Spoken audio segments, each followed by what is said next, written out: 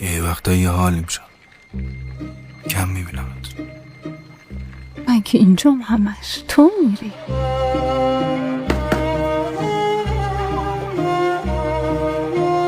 بعد دیگه این شهر من وجب به وجبشم دوست دارم.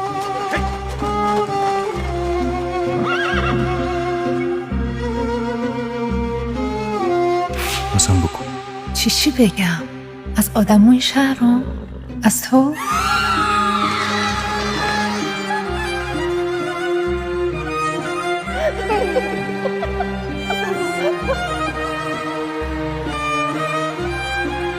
آخرش سر خودت به باد میدی. برای هممونم جهر شهر میتراشی.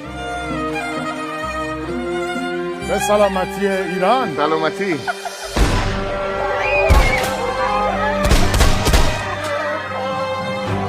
باید انتقام میگرفتیم، باید تلافی میکردیم. تا کی باید بشینیم دست رو دست بذاریم؟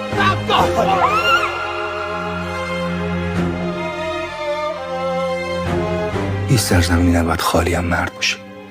یه نفر باید باشه جلو اینا وایسه. وقتی مرد میره گرم زیر زن باید وایسه. عجب زنی.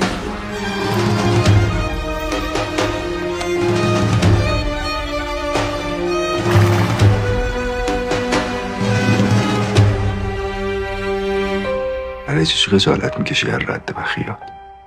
میدونی که من این نقشه جغرافیات دوست دارم. سووشون. تهیه کننده محمد حسین قاسمی. کارگردان نرگس آبیار. به زودی در نماوا.